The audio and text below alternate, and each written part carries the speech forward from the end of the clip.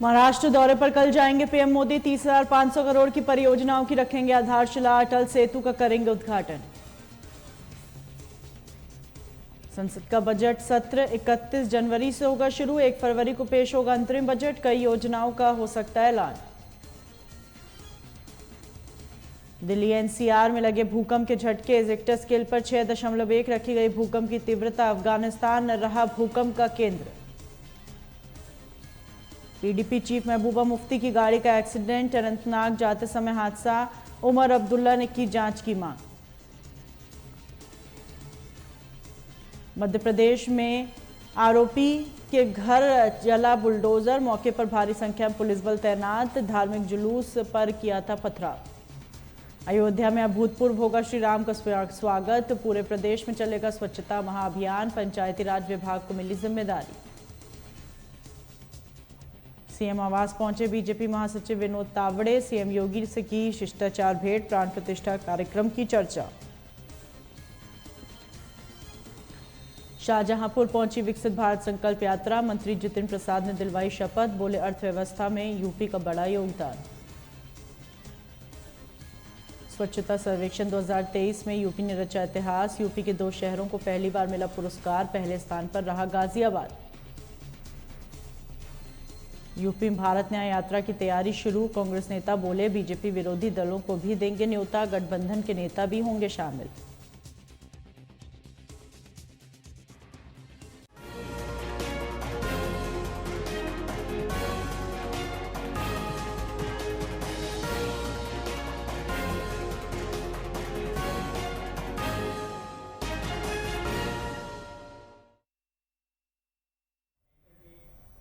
नमस्कार, स्वागत है आपका। आप देख रहे हैं न्यूज लाइव। मैं हूं आपके साथ ना। दिल्ली एनसीआर समेत देश भर में भूकंप के तेज झटके महसूस किए गए। भूकंप की तीव्रता 6.2 की मापी गई। जानकारी के मुताबिक भूकंप का केंद्र पाकिस्तान अफगानिस्तान की सीमा थी। भूकंप के झटके देश में ही नहीं बल्कि पड़ोसी मुल्क पाकिस्तान में भी महसूस किए गए। भूकंप के झटके दोपहर को 2:50 पर महसूस किए गए। इस दौरान लोग अपने घरों दफ्तरों से बाहर निकल आए। फिलहाल किस तरह के जानमाल के नुकसान की खबर नहीं। वहीं एक्सपर्ट्स दिल्ली एनसीआर के भूकंप को लेकर पहले ही चेतावनी जारी कर चुके हैं।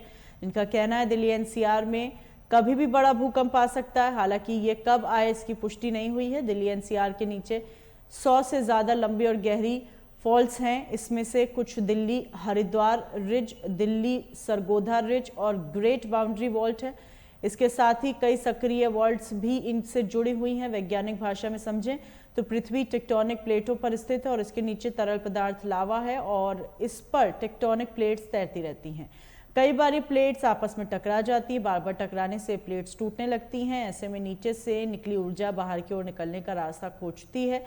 जब इससे डिस्टर्बेंस बनता है तो इसके बाद भूकंप आता है।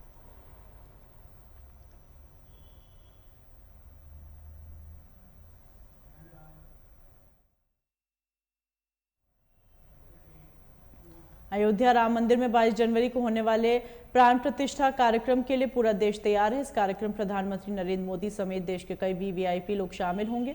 इस कार्यक्रम की सुरक्षा के लिए उत्तर प्रदेश के जवान चप्पे चप्पे पर तैनात हैं। इसके लिए यूपी पुलिस ने अभी से ही तैयारी शुरू कर दी है और इस तैयारी के बावत यूपी पुलिस के special DG law and order Prashant Kumar ने बताया, इस कार्यक्रम के लिए यूपी पुलिस ने विशेष तैयारी की है। सड़कों पर नियमित अंतराल के बाद गश्त लगाई जा रही है और इसके साथ ही ऑपरेशन त्रिनेत्र की मदद से भी हर जगह नजर रखी जा रही है। कार्यक्रम के दिन और उसके बाद आने वाले सभी श्रद्धालुओं को किस तरह की कोई असुविधा ना हो, इसके लिए बेहतर व्यवस्था मुहैया कराई गई है।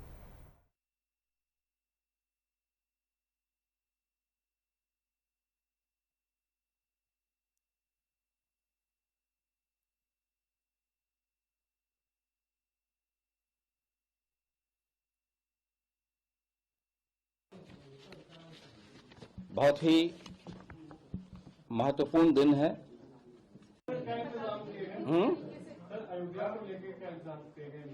अयोध्या का जो कार्यक्रम है वो पूरे देश और विश्व के लिए बहुत ही महत्वपूर्ण दिन है और उसके लिए व्यापक सुरक्षा के प्रबंध किए जा रहे हैं। अयोध्या आने जाने वाले रोड को सुरक्षित किया जा रहा है, उसे इंक्रोचमेंट्स से मुक्त किया जा रहा है। नियमित अंतरालों के बाद से वहां पुलिस का प्रेजेंस, चाहे वो 112 की गाड़ियां हो, व्यक्तिगत रूप से फुट पेट्रोलिंग तथा जो हमारी ऑपरेशन त्रिनेत्र चल रही है उसको लेके सीसीटीवी की भी कवरेज कराई जा रही है। कार्यक्रम के दिन तथा उसके बाद आने वाले सभी दर्शनार्थियों को किसी तरह की कोई असुविधा न हो, इसके लिए जो भी बेहतर से बेहतर व्यवस्था हो सकती है वो मुहैया कराई जाएगी। इसके लिए डीजीपी के निर्देश पे तथा शासन के निर्देश पे केवल अयोध्या जनपद में 10,000 से ऊपर सीसीटीवी कैमरे लगाए गए हैं।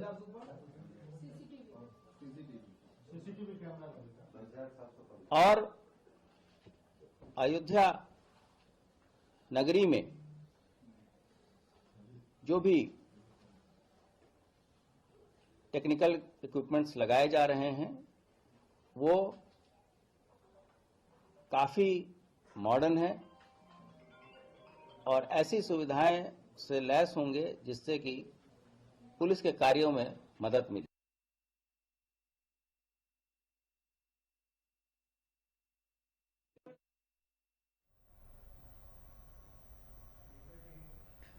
यूपी के सीतापुर में नगर विकास राज्य मंत्री राकेश रौठार गुरु मंडी निरीक्षण पर पहुंचे और किसानों की समस्याओं को सुना। वहीं फल मंडी में गंदगी देखकर मंत्री ने उच्च अधिकारियों से बात की और मंडी सचिव नगर पालिका की संयुक्त जिम्मेदारी बताते हुए सख्त कार्रवाई का आश्वासन दिया। वहीं मंडी मौजूद लोगों ने मंत्री को बताया कि मंडी में गंदगी रहती है, मंडी सचिव सफाई व्यवस्था का बिल्कुल ध्यान नहीं दे रहे और इसके अलावा किसानों से अलाव के बारे में पूछा तो लोगों ने बताया अलाव की भी कोई व्यवस्था मंडी परिसर में नहीं की गई, जिससे ठंड में किसानों को ठिठुरना पड़ता है।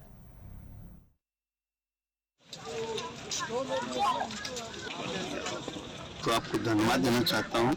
तो मैं मेरा जनपद में है और मंडी में जो है लोगों की बहुत रोजगार चलते हैं तो सबको फायदा भी होता है। लेकिन अभी मंडी के अंदर अभी आया हूँ तो अभी तक मैंने पूरी मंडी घुमा है कि अलाव की व्यवस्था की। गंदगी बहुत है और लोग भी परेशान है गंदगी के बारे में। अभी पूछा भी लोगों से बताया कि 2 बजे बाद लगती है, तो हमने चल के देखा है तो पीछे अंबार लगा हुआ गंदगी का। और ये जो भी जिम्मेदार लोग हैं उनसे मैं कह भी दिया है 2 से 3 दिन में अगर सफाई नहीं उनकी सबके ऊपर कार्रवाई होगी। आप अभी अपने उच्च अधिकारियों से बात हुई है, क्या कहेंगे? वो तो आश्वासन नहीं है, आज ये भी टीम भेजेंगे, 2-3 दिन के अंदर सफाई अभियान पूरा चलेगा। आप नगर विकास मंत्री भी हैं, अगर सफाई अभियान तो आज आप देख ही रहे हैं, जी अगर ये यहाँ पर मंडी की समस्या नहीं दूर हुई क्या कार्रवाई की जाएगी?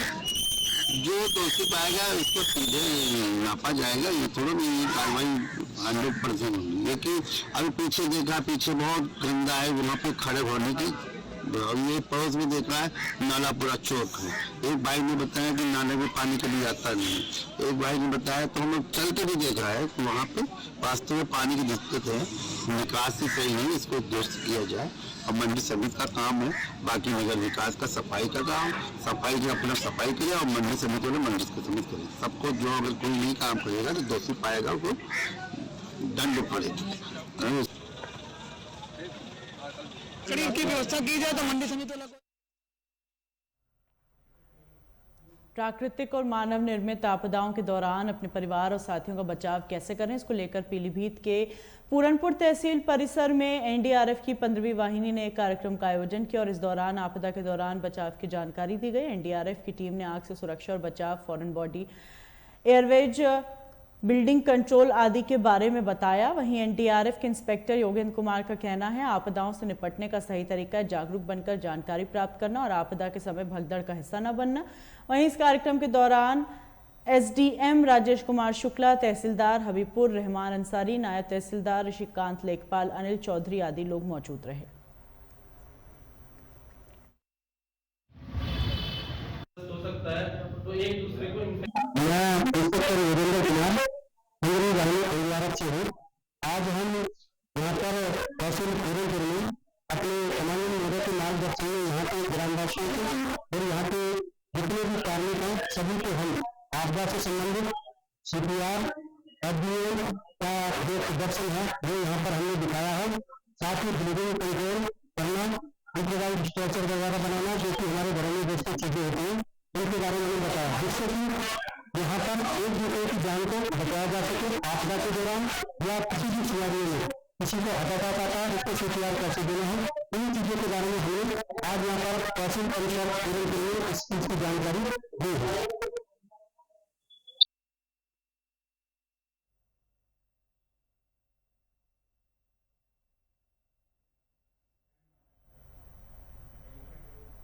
ग्रामीण पत्रकार एसोसिएशन द्वारा कलेक्ट्रेट पहुंचकर पत्रकारों और प्रशासन के मध्य सामाजिक सौहार्द एवं आपसी सामंजस्य स्थापित करने के लिए पत्रकार स्थायी समिति के गठन की मांग को लेकर राज्यपाल के नाम DM को ज्ञापन सौंपा। इस दौरान पत्रकारों ने बताया, बीते 2 वर्षों से जिले में पत्रकार स्थायी समिति का गठन नहीं हुआ, जिससे पत्रकारों का उत्पीड़न हो रहा है। साथ ही पत्रकारों का अधिकारियों व जनप्रतिनिधियों के साथ आपसी सामंजस्य नहीं हो पा रहा है। इसके गठन में जिला सूचना अधिकारी की भूमिका महत्वपूर्ण है, लेकिन लंबे समय से जिला सूचना अधिकारी का पद रिक्त होने से पत्रकारों को समस्याओं का सामना करना पड़ रहा है। इसलिए जनपद में जिला सूचना अधिकारी की नियुक्ति आवश्यक है। गठन की निमित्त हमारा जो आज का प्रतिवेदन था, जिसमें जिलाधिकारी ने पूरी बातों को सुना और ये आश्वासन दिया कि मैं शीघ्र सूचना अधिकारी की नियुक्ति के लिए और स्थायी समिति के गठन के लिए प्रयास करूंगा। और पत्रकारों के लिए हमेशा हमारे दरवाजे खुले हैं, कोई भी समस्या हो वो व्यक्तिगत तौर पर मिल सकता है। अहमद कादरी, ग्रामीण पत्रकार एसोसिएशन के जिला अध्यक्ष। आज सभी संगठन के पदाधिकारी और सदस्यगण जिलाधिकारी को 2 वर्ष से मान्यता समिति की बैठक नहीं हो रही, इसी कारण से पत्रकारों और प्रशासन के बीच में जो भयानक भ्रांतियाँ फैल रही थी उसको हम लोगों ने आज सोचा कि इनको ज्ञापन दिया जाए और ज्ञापन देने के बाद हम लोगों ने मांग की है जिलाधिकारी जी से कि शीघ्र ही स्थायी समिति की बैठक पुनः स्थापित की जाए, जिसमें पत्रकारों और प्रशासन के बीच में सामंजस्य बना रहे और पत्रकारों को पूर्ण शोषण के संबंध में सारी जानकारियाँ स्थायी समिति के माध्यम से दी जा सके।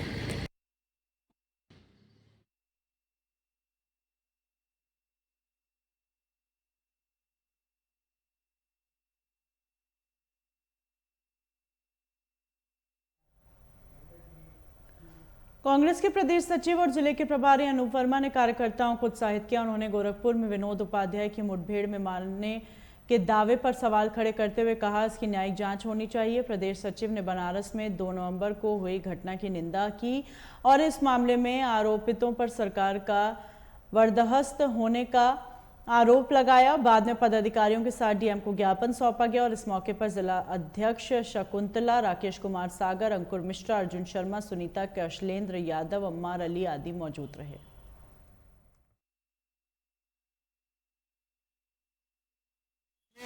महिलाओं के प्रति अपराध बड़ी संख्या में भारी बढ़ोतरी हुई है। NCRB की जो रिपोर्ट आई है उसमें भी ये संज्ञान में आया है कि उत्तर प्रदेश जो है देश में महिलाओं के अपराध के मामले में नंबर 1 पे है और केवल 15% जो अपराधिक के आंकड़े हैं इसी रिपोर्ट में आया है कि केवल उत्तर प्रदेश से हो रहे हैं। और अभी जो एक घटना है जिसको लेकर हम लोगों ने ज्ञापन दिया वो उसमें जो है बनारस की घटना है। बनारस जो कि माननीय प्रधानमंत्री जी का संसदीय क्षेत्र है और उसके बावजूद वहाँ IIT की एक छात्रा के साथ भाजपा के 3 युवा नेताओं द्वारा जो है उसको गन पॉइंट पे उनका नग्न वीडियो बनाया गया। उसके बाद उसके साथ बलात्कार दुराचार की घटना घटी और जो है उसकी CCTV फुटेज और उसके बाद CCTV में रिपोर्ट और और 8 तारीख को ये 2 नवंबर की घटना, 5 तारीख को CCTV फुटेज में भी अपराधियों के देखा गया और उसके बाद 8 तारीख को जो है पीड़िता ने भी जान दी है, लेकिन उसके बाद 2 महीने तक कोई भी अपराधियों की मतलब गिरफ्तारी नहीं हुई। हमारी कांग्रेस पार्टी के प्रदेश अध्यक्ष आदरणीय अजय राय जी ने ये कहा कि ये जो घटना हुई है इसमें भाजपा के लोग इन्वॉल्व हैं, तो उनके ऊपर द्वेष भाव से जो है एक मुकदमा पंजीकृत कर लिया गया। ये मुकदमा बाद में ये बात सिद्ध हो गई कि इसमें भाजपा के कार्यकर्ता ही इन्वॉल्व थे, तो ऐसी घटना के बाद जो है उनके ऊपर जो द्वेष भाव से मुकदमा दर्ज किया गया उसको तत्काल वापस लेने की आवश्यकता है। प्रधानमंत्री बेटी बचाओ बेटी पढ़ाओ का नारा देते हैं और उनके संसदीय क्षेत्र में इस तरीके की घटना जो है खतरनाक घटना है, उनको बनारस की बेटियों से जो है तत्काल माफी मांगनी चाहिए और उनको न्याय प्रक्रिया में जो विलंब हुआ है ये बहुत ज्यादा खेदजनक और चिंताजनक है। कहीं ना कहीं उनकी मंशा पे जो है प्रश्न चिन्ह लगाता है। जो जीवन में भारी वृद्धि हुई है और जो है इसमें एटा में भारतीय किसान यूनियन स्वतंत्र ने किसानों की समस्याओं को लेकर कार्यकर्ताओं और किसानों ने गगनपुर बिजली घर पर तालाबंदी कर प्रदर्शन किया और प्रशासन के खिलाफ जमकर नारेबाजी की। किसानों का आरोप है कि सरकार की तरफ से किसानों को 18 घंटे बिजली देने का आदेश है, लेकिन उनको सिर्फ 4 से 5 घंटे बिजली मिल रही है, जिससे किसानों की खेतों में फसल सूख रही है।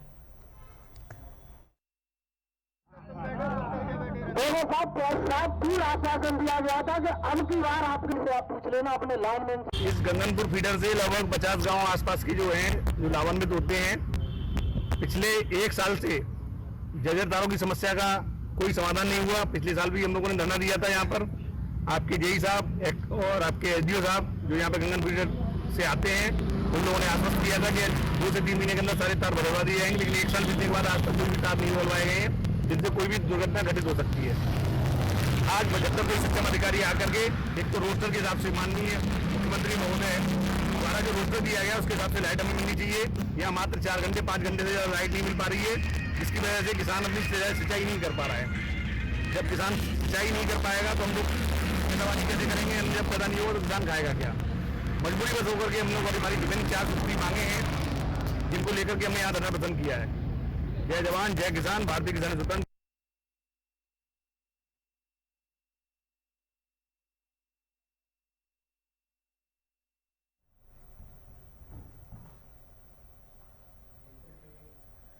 रामपुर सहसवान घराने से ताल्लुक रखने वाले शास्त्रीय संगीत गायक पद्म भूषण उस्ताद राशिद खान को आज उनके पैतृक निवास बदायूं में सुपुर्द खाक किया गया। मोहल्ला कबूलपुरा में उनके जनाजे को उनके परिजनों व चाहने वालों ने कांधा दिया। उनके शव को छोटे सरकार के कब्रिस्तान में सुपुर्द खाक किया गया। वहीं TMC सांसद नदीम उल हक, पूर्व सांसद धर्मेंद्र यादव, जिलाधिकारी मनोज कुमार व अन्य अधिकारियों की मौजूदगी में उस्ताद राशिद खान को गार्ड ऑफ ऑनर दिया गया। बता दें, उस्ताद राशिद खान बहुत कम उम्र में ही संगीत की ऊंचाइयों को छू लिया था और शास्त्रीय संगीत से देश विदेश में भारत का नाम रोशन किया था। राशिद खान ने बॉलीवुड में भी अपनी आवाज़ का जादू बिखेरा था। मैं गुलाम अजीज खान, उस्ताद गुलाम हुसैन खान साहब का बेटा, पद्म भूषण उस्ताद मुश्ताक हुसैन खान साहब का पुत्र। राशिद भाई हमारे कजिन ब्रदर, बहुत ही फनकार, बहुत बड़े फनकार गुजरे हैं और हम सभी लोगों को बहुत ज़्यादा अफसोस है इस चीज़ का। हम सब लोग उनके लिए यहाँ पर आए हुए हैं, उनकी लास्ट राइट के लिए, और बस खुदा से ये दुआ करते हैं कि उनकी आत्मा को शांति मिले। और ऐसा घराने के लिए हमारे इतने बड़ी शख्सियत गुजरे हैं कि हम लोगों को बहुत पूरे हिंदुस्तान, पूरी दुनिया के लिए, म्यूज़िक वर्ल्ड के लिए बहुत बड़ा लॉस हुआ है और खुदा उनको जन्नत फिरदौस में आला से आला मकाम अता फरमाए। डॉक्टर कविता होगा और वो जो है अभी इंडिया में बहुत कुछ डिस्क्राइब किया गया कि उनके साथ कैंसर है और जो ऐसी बहुत सारी र्यूमर्स फैलाए गए, लेकिन ऐसा कुछ नहीं। इसका गीत है जिसका मेडिकल सर्टिफिकेट हमारे पास में दिया जाएगा और ऑल ऑफ द सडन उनके साथ जो मिसहैपनिंग हो गई है। कलकत्ता में ममता बनर्जी अपने ही यहाँ पे उनको पूजा है, कलकत्ता में ही उनका अंतिम संस्कार होने वाला था, लेकिन उनकी अंतिम इच्छा उसके पैतृक देश में यहाँ उन्हें दफनाया जाए। इसलिए कल रात फ्लाइट पे बैठे थे और 11:30 को यहाँ पर आए। उसके बाद 6 बजे से सब लोग यहीं पर यहाँ उनके भी MP साहब ने उनका खत्म किया है। उसके बाद उनको अभी उनके रिचुअल्स पूरे किए जा रहे हैं और थोड़ी ही देर में यहाँ पर DM साहब आने वाले हैं। उनको ससम्मान हम लोग अंतिम विदा देते हैं।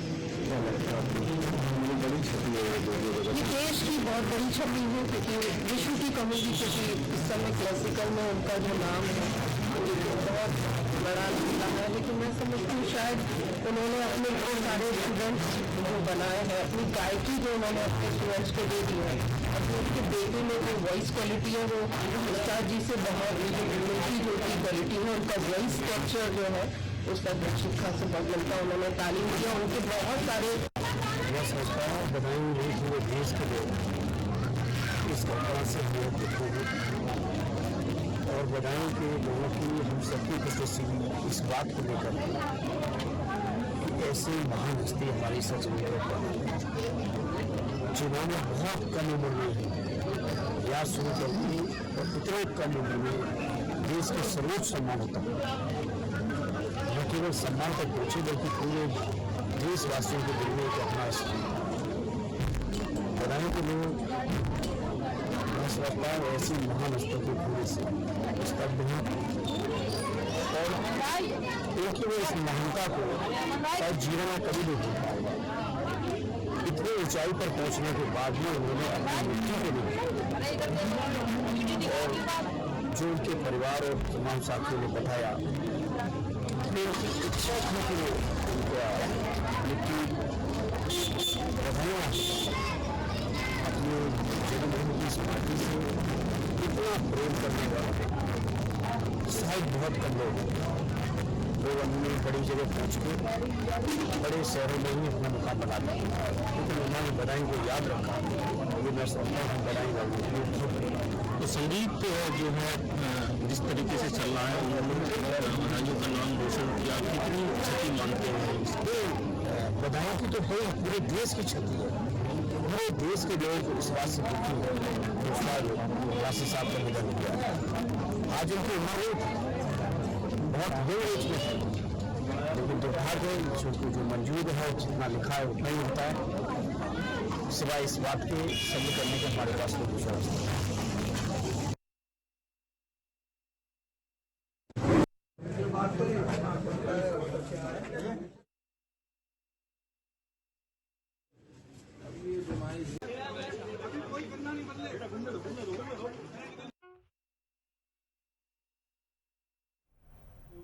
सीतापुर में तेज कोहरे के चलते एक भीषण सड़क हादसा हुआ जिसमें एक युवक ट्रक चपेट में आकर गंभीर रूप से घायल हो गया, जिसे घायल अवस्था में इलाज के लिए जिला अस्पताल में भर्ती कराया गया, जहां डॉक्टरों ने हालत गंभीर देखते हुए उसे ट्रॉमा सेंटर लखनऊ रेफर किया। यह हादसा रामकोट थाना क्षेत्र की मधवापुर गांव के पास हुआ। बताते चले मधवापुर गांव के रहने वाले लवकुश मिश्रा एग्रीकल्चर का पेपर देने के लिए पिसावा जा रहे थे और तभी विपरीत दिशा से आ रहे ट्रक ने टक्कर मार दी, जिससे लवकुश ट्रक के नीचे चले गए और उनके ऊपर ट्रक चढ़ गई। वहीं आनन फानन में ग्रामीण मौके पर पहुंचे और ट्रक को हटवाकर घायल को बाहर निकाला। वहीं हादसे के बाद ट्रक चालक ट्रक को मौके पर छोड़कर फरार हो गया।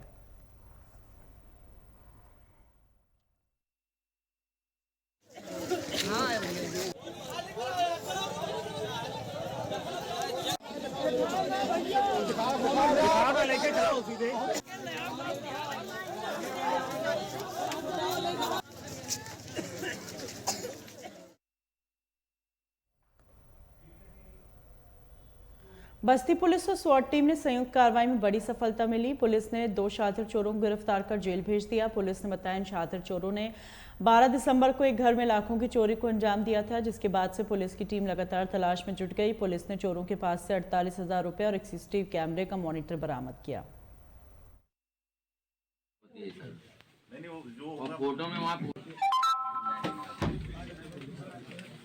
ये थाना नगर में 5 जनवरी को रात को एक चोरी हुई थी।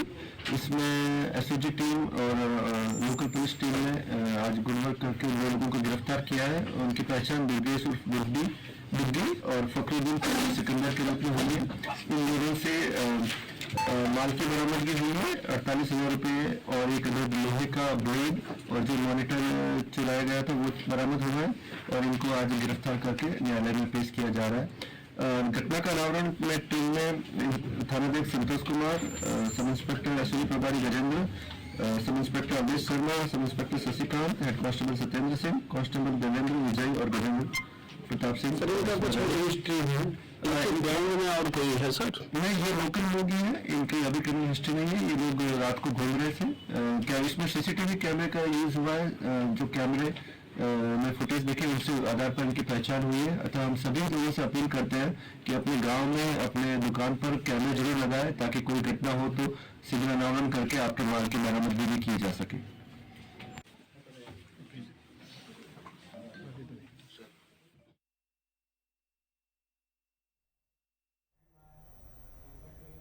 इन खबरों के साथ बुलेटिन में फिलहाल इतना ही। दीजिए इजाजत।